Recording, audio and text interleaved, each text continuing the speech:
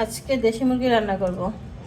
বাড়ির পালা মুরগি জবাই করে পশম ফেলে আনা হয়েছে। এখন এটা আরও ক্লিন করতে হবে, আছে জায়গায় জায়গায়। আমি এটা ক্লিন করে নিব, সুন্দর করে করে রান্না করব।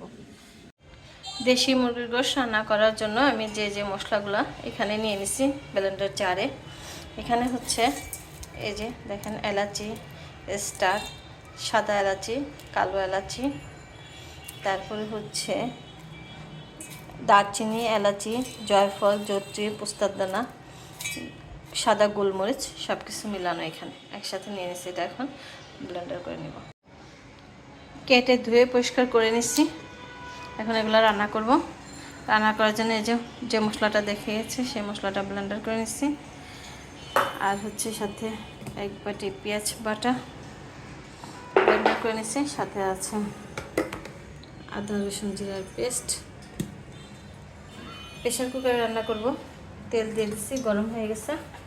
এখন দিয়ে দেব পেঁয়াজ। এটার মধ্যে একটু কষায় নেব, যেহেতু পেঁয়াজ বাটা দেব।